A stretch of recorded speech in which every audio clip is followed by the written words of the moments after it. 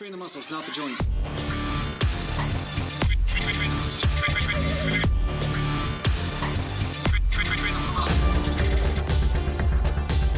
Welcome back to Natural Gallant Bodybuilding. Mountain. And today I thought I'd talk about two things that will destroy your natural bodybuilding career and have destroyed a lot of people's careers that I've seen in the last 35 years of training, or 36 now. It's going on 37 pretty soon, sadly enough. But anyway, so again, you experienced dudes out there are gonna probably be nodding your head so much that you'll look like a bobblehead on somebody's dashboard when I say these two things, because they're extremely obvious to people who are advanced lifters, but that's how you got to be an advanced lifter, right? Huh? Because you didn't do these two things, most likely, anyway. At least you didn't overdo these two things anyway. So the first thing I'm gonna say that is underestimated, that can cause a lot of damage to the body, is relaxing at the bottom of a movement with heavy weights. Now, a lot of people who are lifting heavy weights know that you don't want to relax the muscles at the bottom, because now the tension will just transfer right to the joints, and the ligaments and the labrums and the cartilage can take so much, they can take so much stress, but over a certain amount, what happens, it just wears those joints down, along with, stretches the ligaments. And when the ligaments are stretched out, then they can't do the job the same anymore, and then the muscles have to do more work in order to keep the joint in one piece. And therefore, you're basically doing self-jiu-jitsu. You're extending the joints and causing wear and tear that eventually will catch up to you.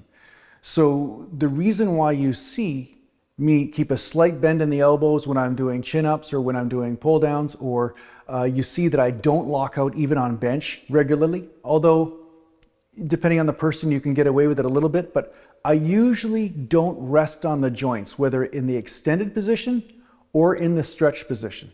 You won't see me do that, because what happens is the muscles aren't able to protect the joints as well, along with the fact that you don't want to lose tension during an exercise.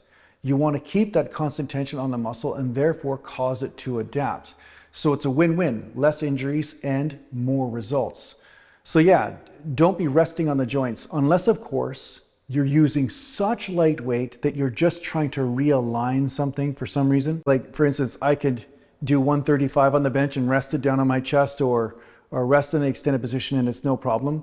But if I'm doing 315, I guarantee you I will not be resting at the bottom, because now there's going to be a different repercussion for that action. So yeah, that's number one. And number two is something I'm seeing a lot in the gym right now. And I'm seeing it because of the powerlifting influence, the CrossFit influence, the bodybuilding influence. And what people get mixed up with is they think that different types of training are automatically all good. But good for what? That's the question I'll ask you.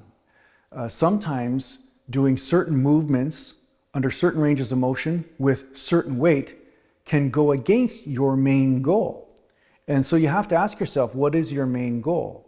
Is it to become really strong and go down in flames like Ronnie Coleman, right? To just destroy your body to the place where when you're 70, you can't walk? Or are you doing this to increase health, muscle mass, and longevity? Does longevity come into that? And what I'm seeing right now is I'm seeing a lot of young bodybuilders try to be powerlifters, but not even responsible powerlifters, because responsible powerlifters don't even do this. What these guys are doing is they're lifting weights, but they're trying to do 1 rep maxes, and even screwing up the form in the process to do so, like lifting their ass off the bench, or rounding their back when they're deadlifting or when they're squatting. So what they're trying to do is the 1 rep max, but not even with good form. And I'll say that 1 rep maxes are already bad enough. They are not effective for training. They are not effective for putting on muscle mass or strength. What they are effective in doing is injuring you over time.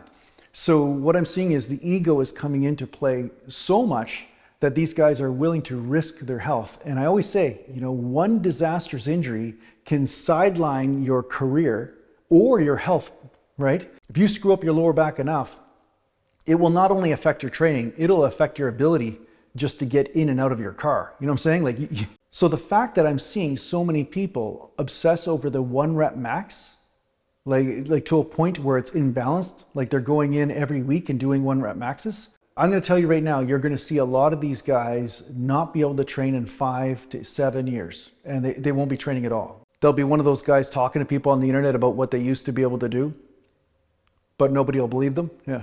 That already happens anyway, just so you know, because as you age, you're not quite the same as you were when you're young. But they're going to have a bigger problem because they're going to barely be able to walk, let alone lift any weights, right? So the 1 rep maxes, I cannot tell you enough.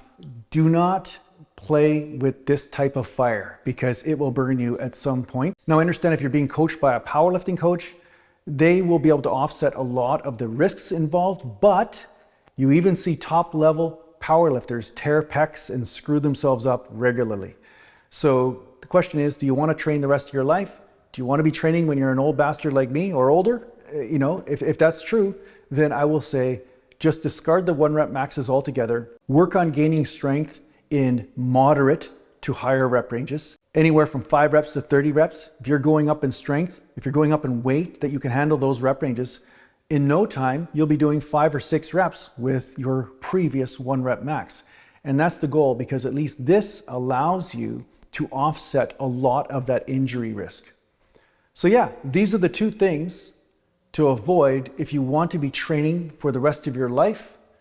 I hope this helped you out in your training. Thanks a lot for watching. If you need to get a hold of me, just go to naturalgalantbodybuilding.com, and thanks to the Patreon supporters, and take care for now. Mountain.